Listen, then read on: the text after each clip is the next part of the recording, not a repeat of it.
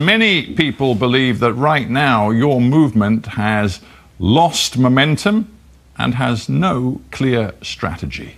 We are finding our new path. No? We have had how do you say a black year.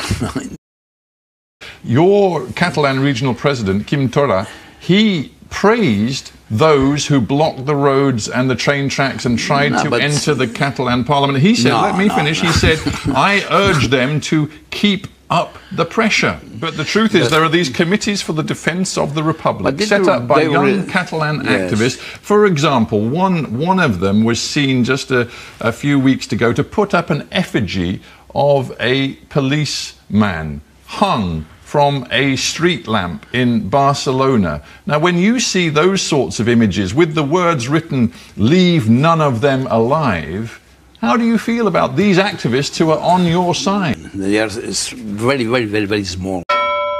You have said that you want the government in Madrid to intervene in their cases to release these people. Why are you calling for the government to influence the independent judiciary? They have decided to apply to appropriate constitution. I mean, that's the process of law. The Supreme Court in Spain is independent. Your leader, Mr. Torra, has said to Mr. Sanchez, unless you commit to giving us an independence referendum within 1 month, we will withdraw our support from your government. That's blackmail. If you, in Catalonia, continue to reject a meaningful dialogue, the blame will be with you, not with Madrid. Strategy, you know, it's, widening our support. When you say to me, our desire right now is to broaden our support, the fundamental problem that you have as separatists in Catalonia is that despite all of the efforts you've made and last year's dramatic independence referendum that you held, the opinion polls are absolutely clear. You do not command an overwhelming majority of the people of Catalonia on your side. The truth is, in terms of secession from Spain, you need a much wider majority than that, and you can't win that wider majority. But the problem is the people of Catalonia right now have real economic fears connected with the uncertainty that you guys have stirred up. For taking example, account that I don't know.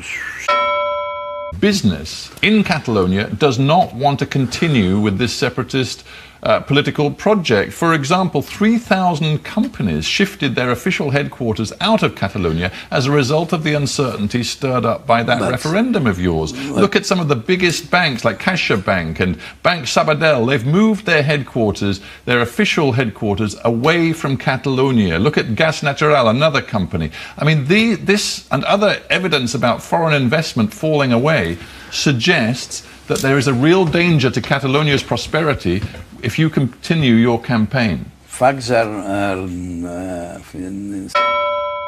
we are growing more than Spain. We are growing much more than the media of European Union countries. We have an enormous trade surplus, almost the second in Europe. We have a lot of figures that show that it's not true. The very fact that Catalonia has prospered within Spain suggests to me that many Catalans will listen to you and think, you know what, the status quo has allowed us to be a prosperous people inside the Spanish nation. We are an added value for Europe, and we know it. We are more European. Well, you keep telling me that you as a separate independent nation would be great for Europe. Your problem, and this is my final question, your problem as Minister of Foreign Action for the regional government is that Europe doesn't believe you. You know, if the Catalans ever did get their independence, we'd be looking at a European Union which would consist of about 98 states. Exactly. We don't want that. It would be no more than 2, 3, 4, perhaps, cases. Scotland, Flemish. Well, who are you to say? You can't say what you might open up in terms of other separatist movements around Europe. You have no idea.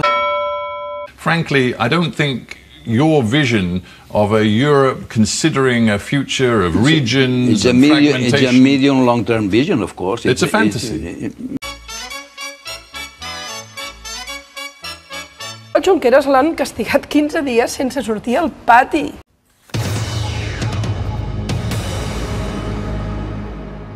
Welcome to Hard Talk. I'm Stephen Sackur. To mark the one-year anniversary of Catalonia's hugely controversial independence referendum, more than 150,000 Catalans took to the streets of Barcelona. Some blocked roads and rail lines, and they scuffled with police. It was a howl of frustration from people whose dream has been thwarted.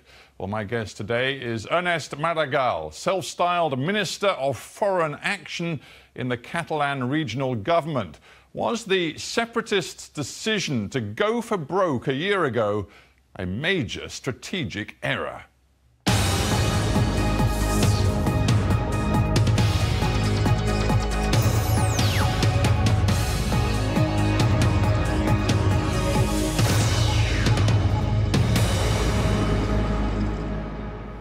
Ernest Maragall, welcome to Hard Talk. Thank you. Here we are, 1 year on from that referendum, which you separatists claim gave you a mandate for independence, but which, of course, the Madrid government declared completely illegal. And many people believe that right now your movement has lost momentum and has no clear strategy. That's a legitimate thought, this one, but I think that the things are slightly different. We are finding our new path. No? We are building it, this new path, because well, we have had this after the October facts in last year. We have had, how do you say, a black year. We've had a black year. And, in terms of repression and injustice. We have suffered. We are still suffering this situation of high pressure coming from the Spanish state. I'm focused really on what seems to be a lack of direction inside the separatist movement. For example, you brought out huge crowds onto the streets of Barcelona and other cities to mark the one-year anniversary of that referendum that you held, but there were clear divisions within the crowd. There were some people within that crowd who wanted direct action, who wore hoods, who undertook violent acts against train tracks, against roads. How do you feel about those people? I don't like these attitudes. No? We don't share it. No? Our strategy is based on three clear elements. Maintain dialogue and peaceful behavior forever. Well, I'm going to stop you there. Before we get to numbers 2 and 3, let's get to peaceful behaviour, because your Catalan regional president, Quim Torra, he praised those who blocked the roads and the train tracks and tried to enter the Catalan parliament. He said, let me finish, he said, I urge them to keep up the pressure. To keep up the pressure doesn't mean violence, doesn't mean entering the parliament, of course. But he was talking about people who attempted to enter the parliament. He was talking about the need for us to maintain a positive pressure over the Spanish government. No? The truth is, Mr. Maragall, you're split, because it's interesting that the exiled former president of the region, Carles Puigdemont, he reflected on what he'd seen on the streets just a few weeks ago, the violence, and he said, if these people use violence, they aren't true 1st of October people, because when we acted a year ago, we did it with our faces uncovered and in a peaceful way. That is the only way to overcome. As I was trying to say, yes, exactly. It is the only way to act, to behave, is this one. Is why it's our first element in our strategy now for the present period, for this new and different period. But the truth is, there are these committees for the defence of the Republic set up by young Catalan activists. For example, one of them was seen just a few weeks ago to put up an effigy of a policeman hung from a street lamp in Barcelona. Now, when you see those sorts of images with the words written, "Leave none of them alive," how do you feel about these activists who are on your side? I feel absolutely against these attitudes. I am sure that these attitudes are not giving character to the process and to our movement. They are very, very, very, very small, very marginal. very marginal sectors. And we cannot accept that this is the present definition of the Republican project, because it's yesterday we had a demonstration in Plaza Catalunya in Barcelona, because it was the first anniversary of the putting in jail of our 2 civic leaders. And it was, again, once more, Pacific, songs and chants. There is an impasse. But you are losing control of some elements on the separatist side. I wouldn't say so. I wouldn't say so. I think that, in any case, it's clear that we need to clarify and to express our new strategy in order to send a message to all citizens, including these radicals, perhaps comprehensible reactions, to know where we are, what do we want for the next period, which is our goals. Now our goals are 3 clear goals. Well, you've already laid out dialogue, so yeah. Let's hear the other 2 quickly. What are the other 2 goals? No, I was talking about not goals, about attitudes, about the strategy, you know? And then I think that the other one is widening our support. And the third one is to be present in Europe and international institutions, to be understood. Well, and the goals...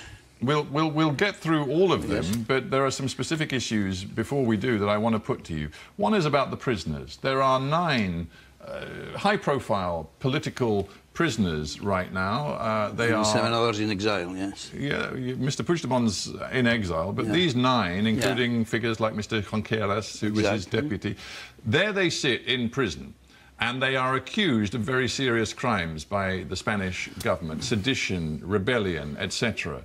Now, you have said that you want the government in Madrid to intervene in their cases to release these people. Surely the message of your movement from the very beginning is that the Spanish courts have been politicized in the past and must not be politicized in the future. So why are you calling for the government to influence the independent judiciary? No, I have that the Spanish government has a lot of tools and rules and rights to intervene in a sense, not just giving instructions to a prosecutor for one personal case or individual or a group case. There was a very recent appeal on the basis of the families saying that this was intolerable and unreasonable distress being imposed on the prisoners and their families. The Supreme Court threw it out. I mean, that's the process of law. The Supreme Court in Spain is independent. It should be independent. At this moment, we could say that it is much more than independent. It's a real political power by itself. They have their own ideology, and they have decided to apply to appropriate constitution. They have developed an own interpretation of constitutional in Spain, the 78 constitution that we all approved.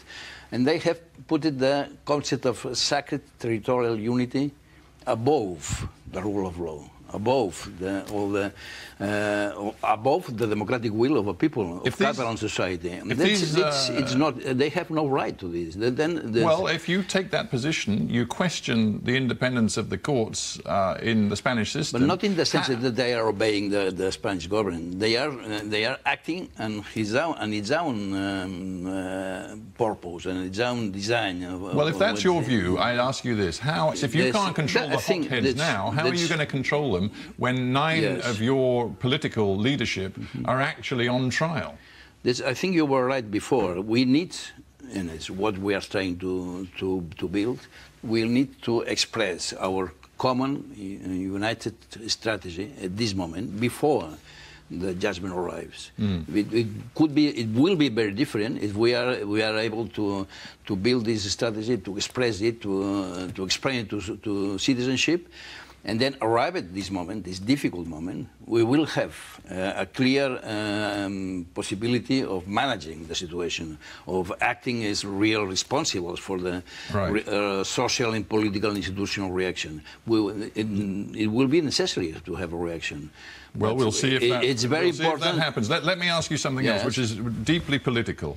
Seems to me last year, 1 year ago, you were in a direct confrontation with the Madrid government, and that the head of that Madrid government was Mr. Rajoy, and a PP, a Popular Party, which clearly was absolutely intent upon confrontation with your objectives. Exactly. So there was a clash, a direct clash between the two. Things are different now. There is a socialist government led by Pedro Sanchez in Madrid. They have tried to reach out to you. They've sent a message saying, look, we're interested in a dialogue. We're interested in offering more autonomy, a better financial package. We'd like to sit down and talk.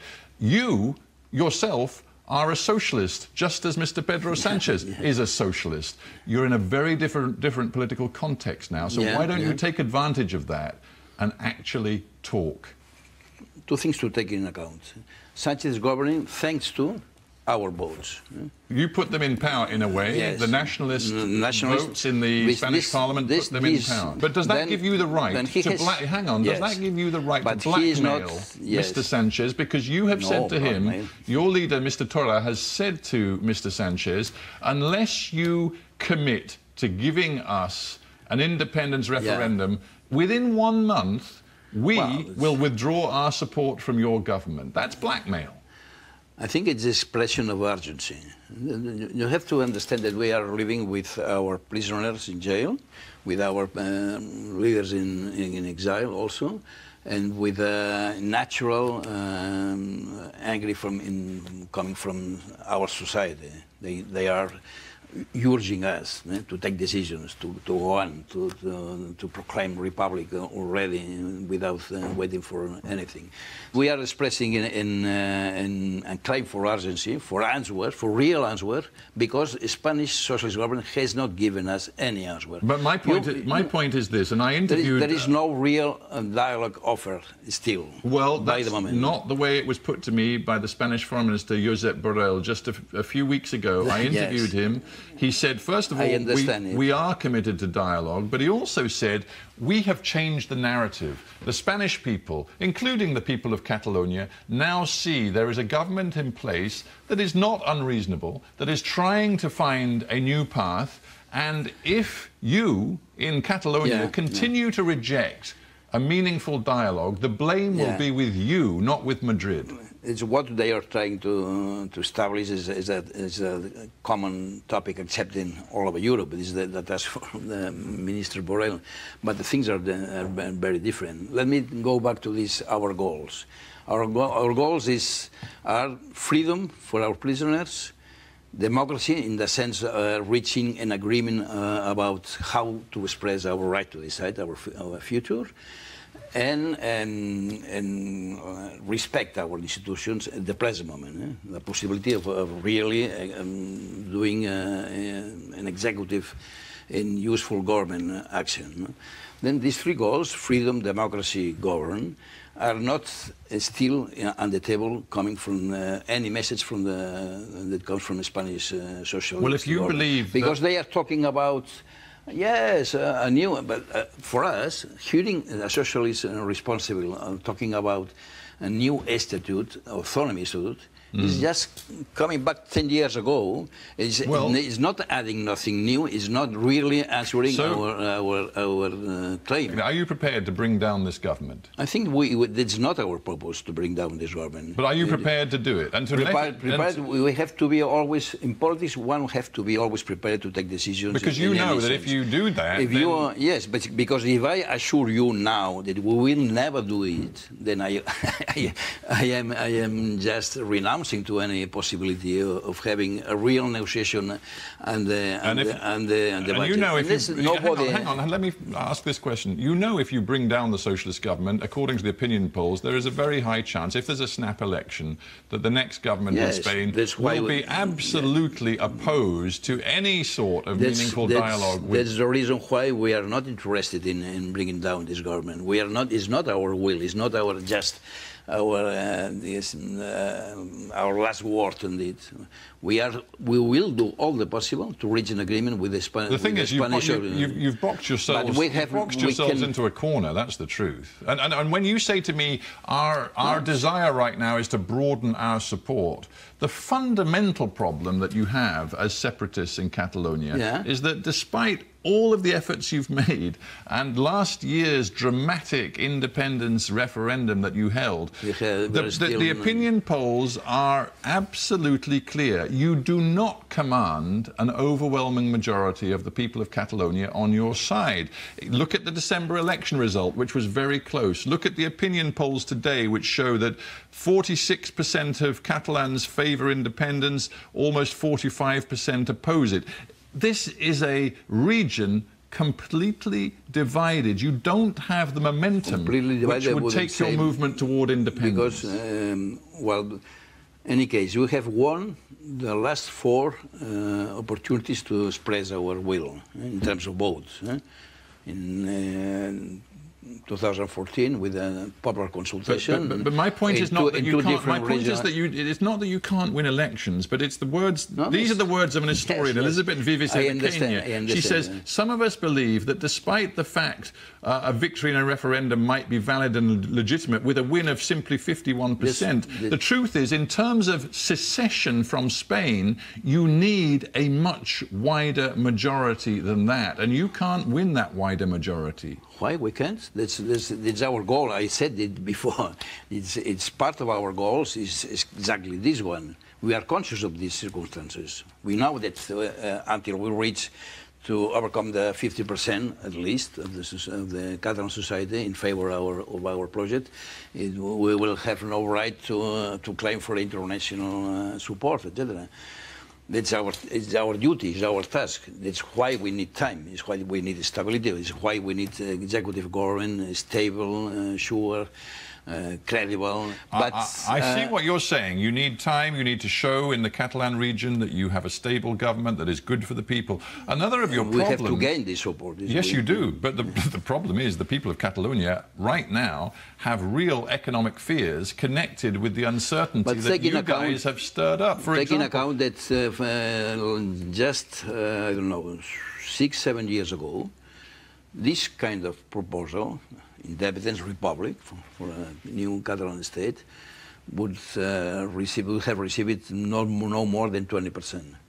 Then we have already made a great lap, a great forward advance from 20 to almost 50. Then it's not a fixed, stable, closed situation. But there is another element. The bloc for Republic is different because it's diverse. We have left, center right, center left, etc., radicals. Yes, the separatist movement is a broad one. But there is still a project, a common purpose, a common view of future. In the other side, in the other 50%, to say, there is no project. There is no alternative. They have not offered nothing except to be against. But one thing they have on their... Well, hang on, let me ask you a question. One thing they have on their side, that is the Catalan opponents of separation and independence, is evidence that business in Catalonia does not want to continue with this separatist political project. For example, 3,000 companies shifted their official headquarters out of Catalonia as a result of the uncertainty stirred up by that referendum of yours. Look at some of the biggest banks like CaixaBank and Bank Sabadell. They've moved their headquarters, their official headquarters, away from Catalonia. Look at Gas Natural, another company. I mean, this and other evidence about foreign investment falling away suggests that there is a real danger to Catalonia's prosperity if you continue your campaign. Facts are saying almost exactly the contrary. That's true. Some big corporations, some big business sector have taken precautions, no? And have protected as ever. Yeah, because they don't like the uncertainty. But they don't like the uncertainty. Exact. But it depends on how the climate of dialogue is really reached. The dialogue between Spanish state and Catalan institutions. And the economic figures, by the moment, we are growing more than Spain. We are growing much more than the media of European Union countries. We have an enormous trade surplus, almost the second in Europe.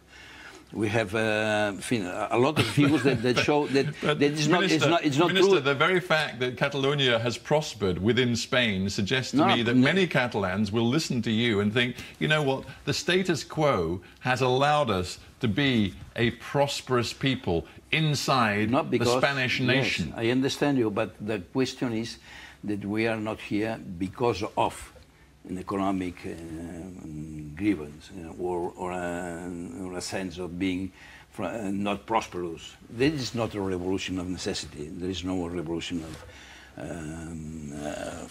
desperation. It's a kind of revolution. It's a new kind of European movement, democratic movement, installed more in conviction, in our personality and our rights. It's not nationalistic. It's not nationalistic. It's not ethnic. It's not just rejecting or against the Spanish people. Well, it's a real affirmation of what our project is. We are an added value for Europe, and we know it. We are more European. Well, you keep telling me that you as a separate independent nation would be great for Europe. Your problem, and this is my final question, your problem as Minister of Foreign Action for the regional government is that Europe doesn't believe you. In fact, Jean-Claude Juncker, the President of the Commission, said not long ago, he said, my goodness, you know, if the Catalans ever did get their independence, we'd be looking at a European Union which would consist of about 98 states. We don't want that. There is no content in the European treaties to make us out of the European Union. There is no treaty, the question, the issue of a nation inside a state to take the decision of separate from this state but not from the European Union. There is no provision. It would be no more than 2, 3, 4 perhaps cases, Scotland, Flemish. Well, who are you to say? You can't say what you might open up in terms of other separatist movements around Europe. You have no idea. No, but that's why it makes sense, as it is already happening, to open a real debate in European level about the concept of internal enlargement, to say the requisites, the guarantees, the democratic quality that would be required for a people to express their will in this sense. Why not? Well, to be honest, at the moment, given Europe's problems with Brexit, with so many, with what's happening in East Europe, with nationalism and populism, frankly, I don't think your vision of a Europe considering a future of regions and fragmentation... It's a medium, long-term vision, of course. It's a fantasy. No, it's not a fantasy. A final thought, which comes from a very striking quote from a leading journalist in La Vanguardia, one of Catalonia's biggest newspapers, Juan José López Bernal. He wrote this: Catalonia does not have the strength for unilateral independence, but what it does have is a massive ability to destabilize the whole of Spain. That's where we are today, isn't it? No, because I know him very well. This is a friend of mine, in fact.